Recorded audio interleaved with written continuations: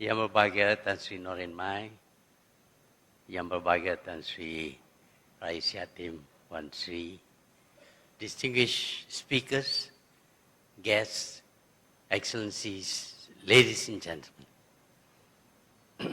Firstly, I would like to thank the organizers for giving me the task of introducing the subject for our forum today. And the subject is the New World Order, whether it is a recipe for war or peace. We often hear leaders talking about a new world order.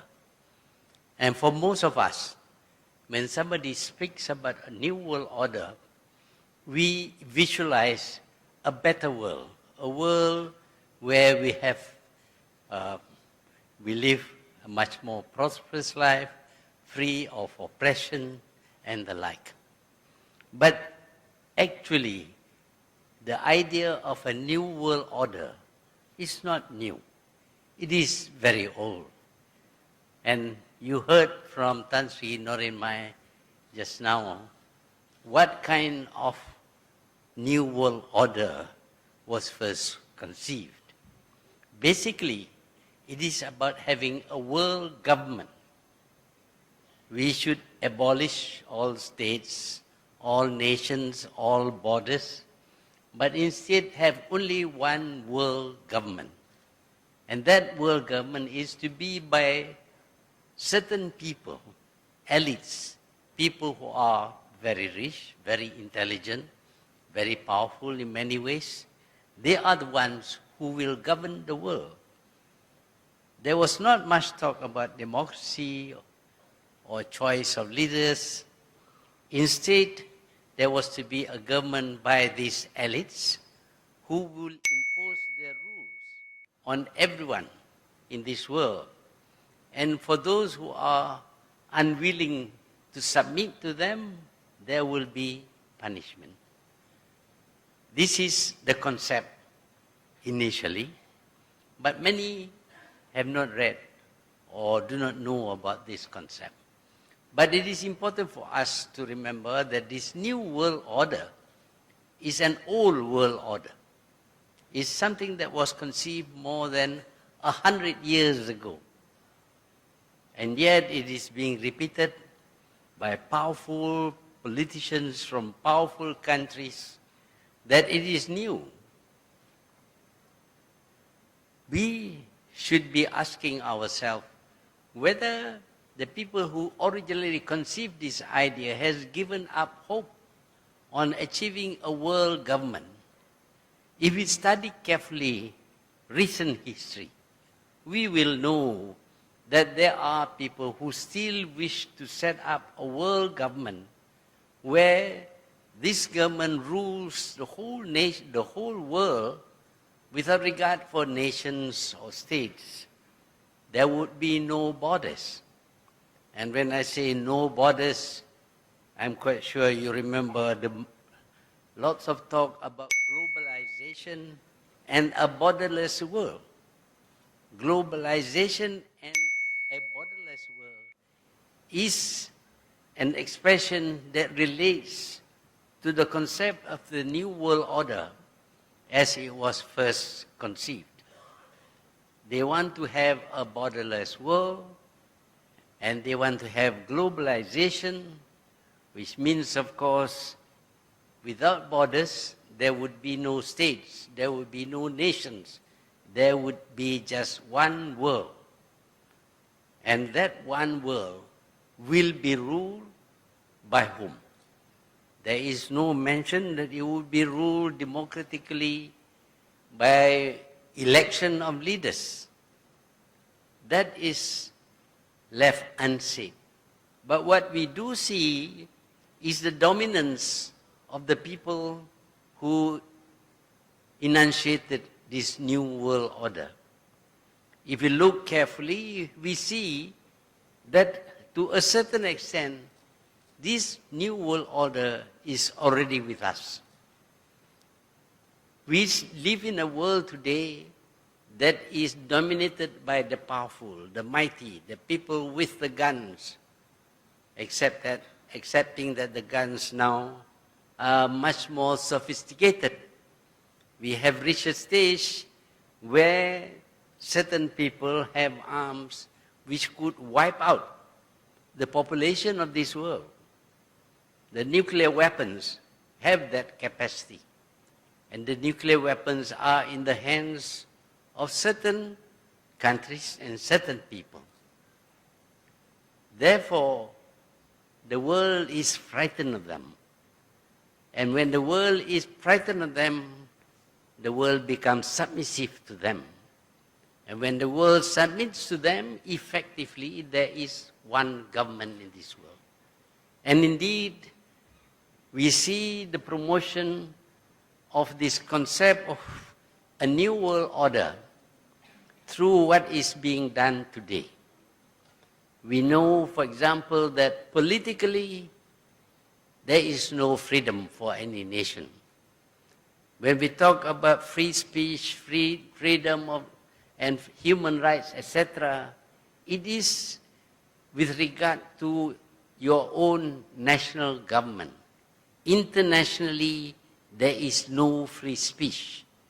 If you say the wrong thing, you will be taken to task and you will be vilified in the international press, which is under their control. If you say the wrong thing, action may be taken against you. And the wrong things are those said which seems to negate or reject the idea of a new world order, which is already in being today. You can criticize your own government, but not the power that is running the world today. So we find that already there is a new world government enforced with powerful military forces and a willingness to subvert and undermine the governments of all countries. Politically, we see them urging every country to undergo regime change, except for those who are already submitting to them. There must be regime change so that all governments in this world would submit to this world power, this world government. And if you refuse to change your government, you will be persuaded through propaganda, through actions including invasion and occupation, and the removal of the head of that government to be replaced by one that submits to the most powerful nation. In other words, the one who will accept the concept of a new world order. This is happening today. We see this in the Middle East.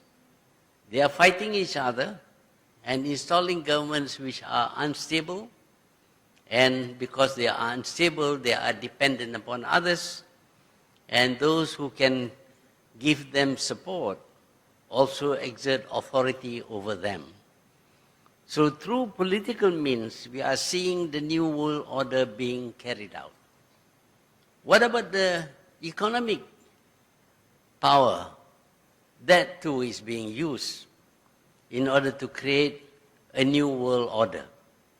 We see today the idea of a globalized world, a world without borders. That is not so easily done, and so the approach in some cases is through various forms of agreement. We talk about free trade agreement. Today we are seeing an attempt to have the TPPA, for example, the Trans-Pacific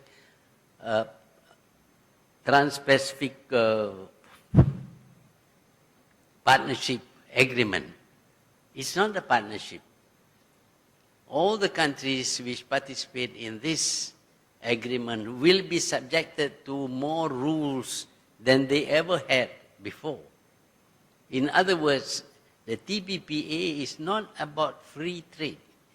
It is about trade subjected to all kinds of laws and regulation, exposing countries to being sued in international courts which are set up separately by others. So the TPPA is not about free trade, it is about regulated trade. Once you have regulated trade, then of course the most powerful economy will dominate that system conceived under the TPPA. So you can see that an attempt is being made to control commerce, international commerce, and the well-being, the economic well-being of nations through so-called free trade agreement. Free trade agreement which is not free at all. Many fail to notice this because it was called, or it is called free trade, but actually it should be called regulated trade. But that is not all. We find that if you are recalcitrant, you don't like to conform, then you may have sanctions placed against you. We see already countries like Iran and Russia facing the application of sanctions on their trade with other countries. But the sad thing is that in the attempt to apply sanctions to this country, they have to apply sanctions to even their friends, to even people, countries which are not their target. For example, when sanctions are placed against Iran, Malaysia also faces sanctions. Because if we try to trade with Iran, then we will receive all kinds of punitive action, like closing down our banks and other things.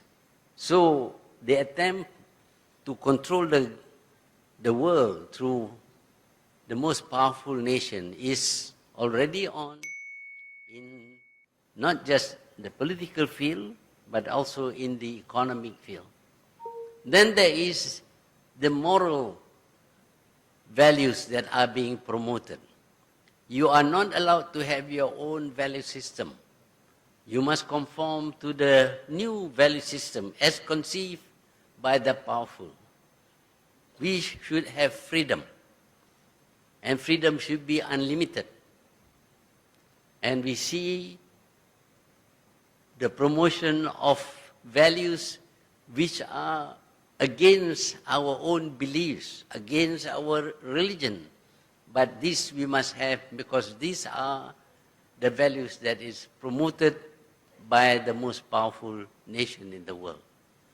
We must allow all kinds of freedom, including equality between men and women, to the extent that there is no necessity for men to marry women or women to marry men. They can marry among the same sex if they so wish. That is against our value system, but we have to accept that also. And there are other values which are being undermined because of the need to set up one single system of moral values. The stress is always on equality, on freedom of speech. And so we have what happened to this magazine called Charlie Hebdo from France. And because of freedom of speech, this magazine has a right to insult other people. Now, if you allow insulting people as part of the freedom of speech, you will have no peace. I cannot walk up to a person and curse him or call dirty names about his parents simply because it is my freedom. I think the freedom of the people who receive this kind of treatment would be to bash you on your nose. But the interpretation of freedom is that you can say anything, insult anybody you like, because freedom is the most important thing in this system of moral values that is being promoted. So along all the three areas, you see an attempt to undermine everything that we believe in, undermine our politics, undermine our economy, and undermine our moral values. When this happens, of course, if all were to accept all this as the necessary thing for our lives, then there would be the need to submit to one single government, a world government.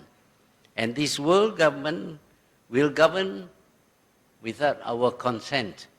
They will govern according to their own concept of governance, their own ideas about freedom, their own ideas about what is right and what is wrong.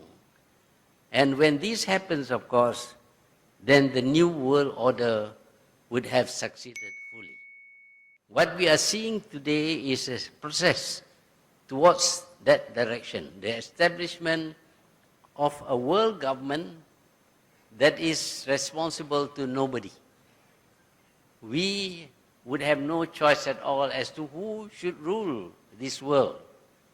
We have to accept the rulers because they consider themselves as the most suitable people to rule this world. So this idea about the new world order is still in place. The new world order meaning that there should be one world government and they should rule according to their whims and fancies.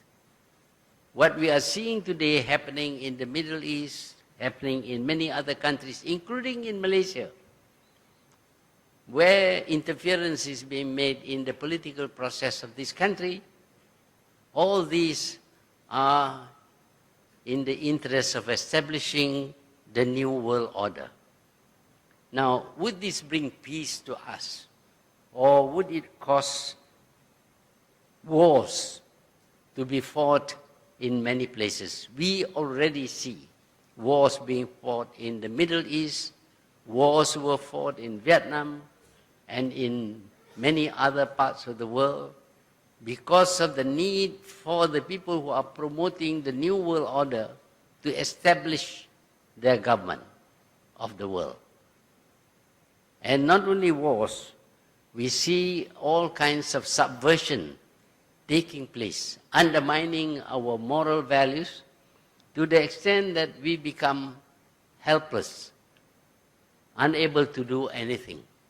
And the peace that we will get from this is the peace of the graveyard, because the intention also is to reduce the number of people in this world.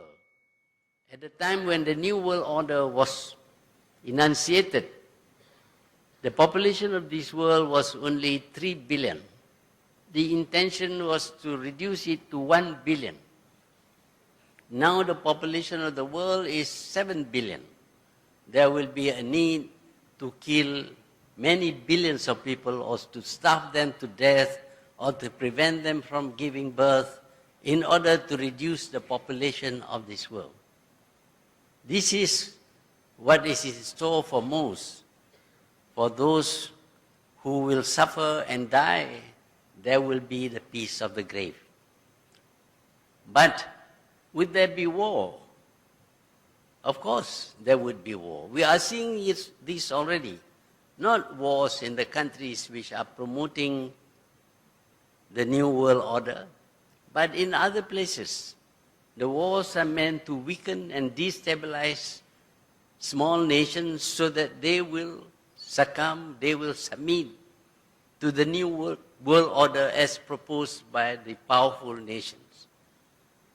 So both possibilities are there. There would be the peace of the grave, or there would be war, and the world will be in a state of turmoil. We are very grateful that so many thinkers are here today to give their views of the New World Order.